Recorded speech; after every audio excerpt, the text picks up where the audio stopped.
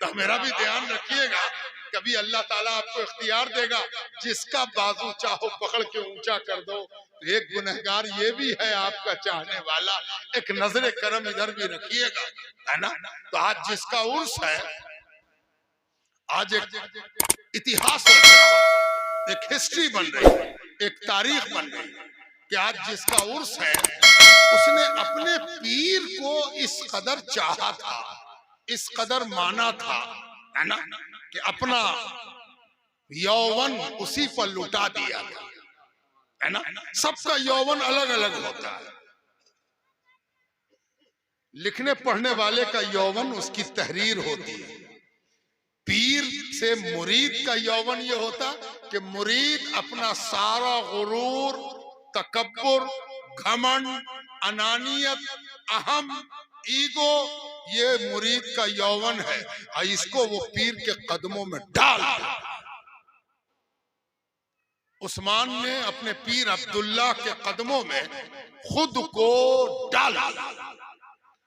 पीर ने जो कबूल फरमाया, सुभान अल्लाह, तो मुरीद पर लाजिम था कि पीर पर भी कुछ लिखे।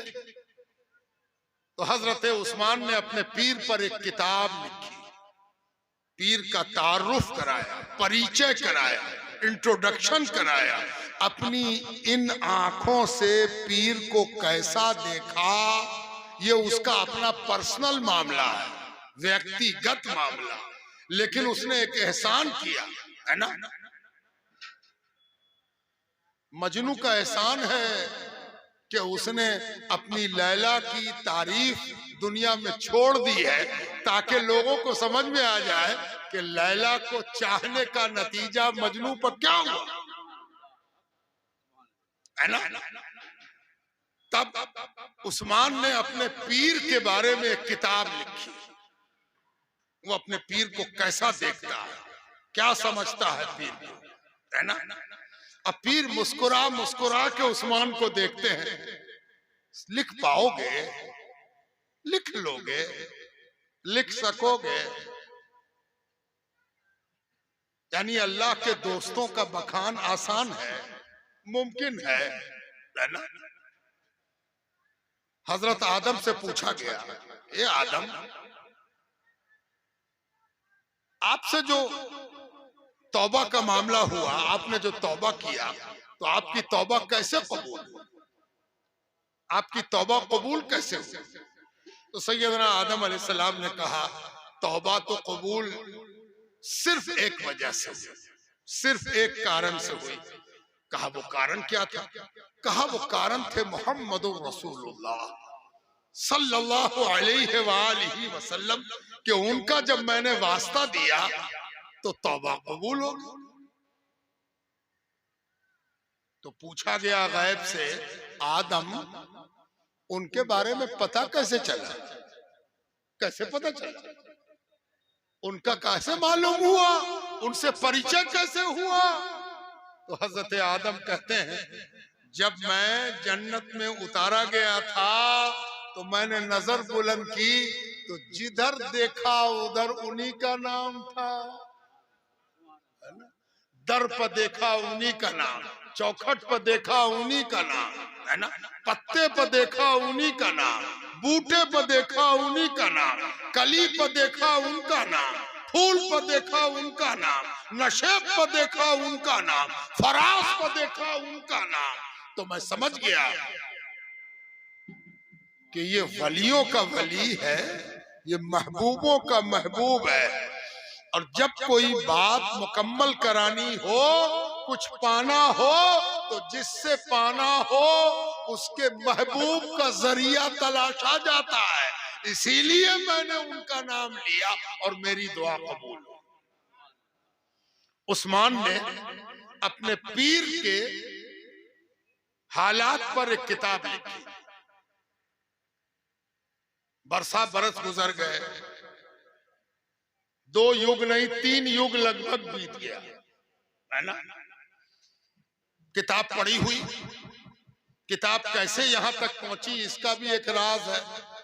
जिसकी किताब वो जाने और जिस पर लिखी गई वो जाने, है ना। छिपाने वाला छिपाए जाए, लुकाने वाला लुकाए जाए, बचाने वाला बचाए जाए। बचा के वो किताब रेहान साहब तक पहुंच गई। रेहान साहब से मास्टर साहब को मिल गई। हमारे मास्टर शाह आलम साहब यहाँ पर बैठे हुए हैं। अल्लाह तबारक व तआला ने इन पर मेहरबानी की। कब किससे कौन सा काम लिया जाएगा बड़ा मुश्किल है समझना, है ना। जिससे लिया जाता उसको भी नहीं मालूम, जिसको लेना है वो ले लेता है काम। मास्टर शाह आलम साहब को फिक्र हुई कि हजरत की किताब उनके पीर यानी इनके दादा पीर के बारे में छप जाए। पागल दीवाने की तरह, जुनून की तरह ये आदमी दौड़ा फिरा, मारा फिरा। आज अल्हम्दुलिल्लाह उर्स का दिन है। जिनका उर्स है उनकी लिखी हुई किताब है, और जिनके ये कामयाब किए हुए हैं उन पर है, पीर पर है, मुर्शिद पर है। उस किताब को अभी हम आपके सामने इजरा करेंगे। इसका लोकार्पण, इसकी रूनुमाई मास्टर साहब के हाथ में दे दो, एक तो रेहान के हाथ में दे दो, एक तो तुम ले लो। मास्टर साहब खड़े हो, तुम लोग बैठे रहो। ये तरीका है कि जब किसी किताब को इज्जत और सम्मान दिया जाता है। हजरात ये हाँ किताब की रस्म इजरा है। हुजूर सैयद शमीमुद्दीन साहब क़िबला फरमा रहे हैं, जरा आप लोग सिर्फ इस्तकबाल कीजिएगा। माशाअल्लाह। नारे तकबीर, हाथों को उठाकर, हाथों को उठाकर, नारे तकबीर, नारे रिसालत, फैजाने औलियाए किराम, फैजाने सरकारे सुरकाही, फैजाने उस्मान अली शाह, सरजमीने अली नेवरा शरीफ, नारे तकबीर, नारे रिसालत, नारे रिसालत, नारे रिसालत, फैजाने मुर्शिदे कामिल जिंदाबाद।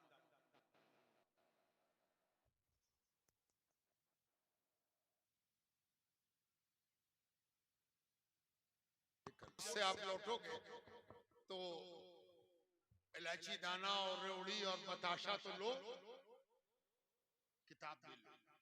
किताब तुमको लेनी चाहिए, इसलिए कि ये वो किताब है जो हजरत की लिखी हुई और अपने पीर के बारे में लिखी हुई। तो इस किताब को जरूर तुम्हें हासिल करना चाहिए, लेना चाहिए, पढ़ना चाहिए, पढ़वा के सुनना चाहिए।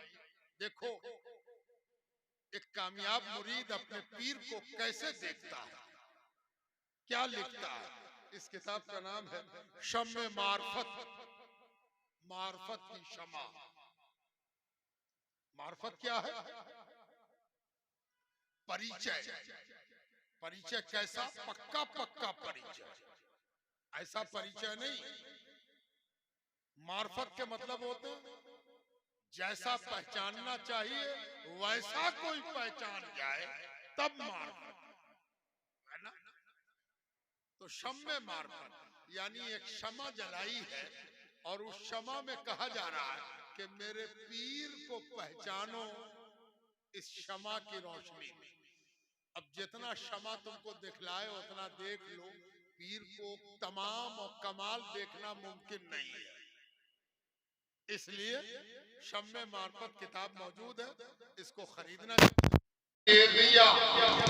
खरीदिया आबादानिया सिलसिले के हजरत उस्मान अली नादिरे रोजगार पीर हैं, बेहतरीन शख्सियत इस सिलसिले की। नारे तकबीर, नारे रिसालत, हजरत उस्मान अली अनवर तेगी कादरी, हजरत शमीमुद्दीन क़िबला। इस बिहार में नाकदरी बहुत है। इस बिहार को कौन कौन चीज से बिहार पहचाना जाता है वो आप जानते हो, लेकिन हम आपको एक पहचान बताते हैं।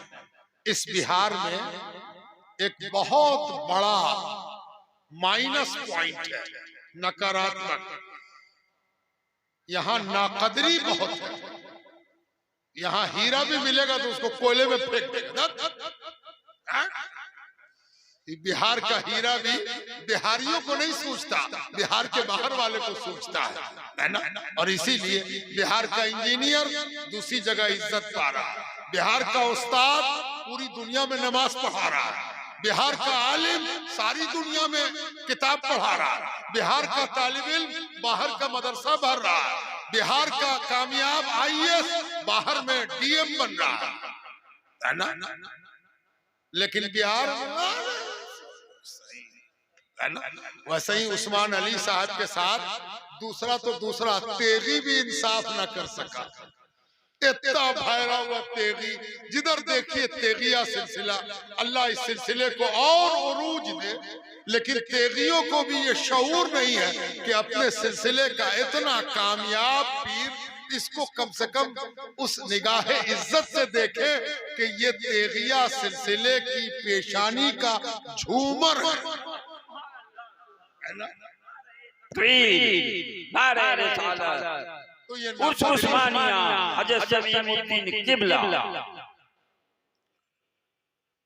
इसी के बाद इस दुआ के साथ कि अल्लाह ताला आप सबकी हाजिरी कबूल फरमाए और इस बारात को जो इस दूल्हा के लिए आई है, अल्लाह इस दूल्हा के सदक़े में सब बाराती को सम्मान दे, सब बाराती की मुराद पूरी हो, सबकी मनोकामना पूरी हो, सबकी दुआएं पूरी हो, सब पर मेहरबानी हो, सब पर करम हो, सब पर रहम हो, सब बामुराद लौटे और कामयाब रहे। इसी के साथ तुमसे दुआ की दरखास्त है कि मेरे लिए दुआ करो। वमा अलैना इल्लल बला। लेकिन सब कुछ था, एक चीज नहीं थी।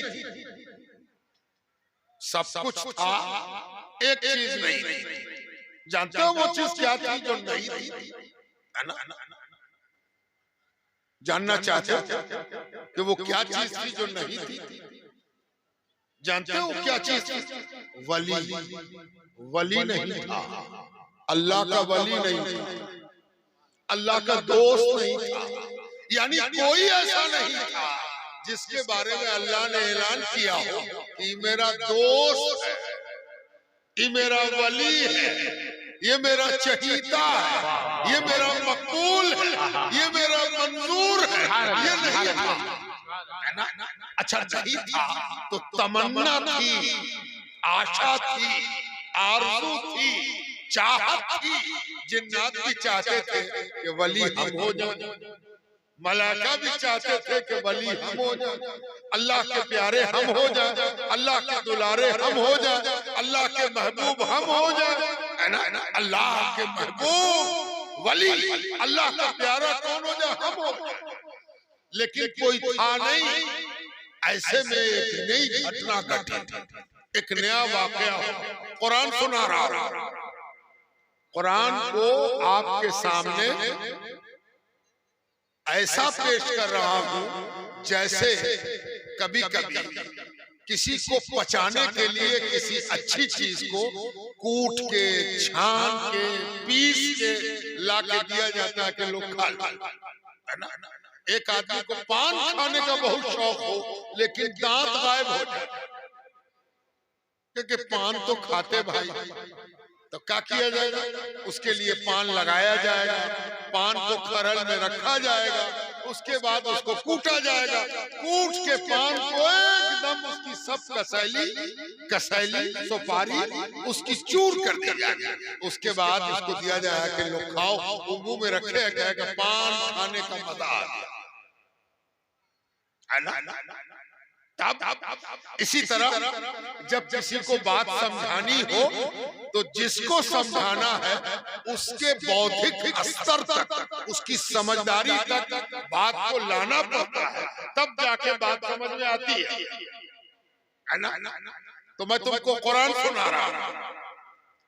फरिश्तों को भी तमन्ना कि हम वली हो जाए, जिन्नात को भी तमन्ना कि हम वली हो, है ना? ऐसे में क्या हुआ? एक तमाशा देखा उन्होंने कि अल्लाह ताला जिसने सारी कायनात को, ये जो संसार है, ये जो ब्रह्मांड है, इसको अल्लाह ने कैसे बनाया है? कैसे बनाया है? कोई अनुमान लगा सकता? कोई सोच सकता? आदमी अनुमान उसी के बारे में लगाता है जिसके बारे में अनुमान लगाना मुमकिन हो, है ना।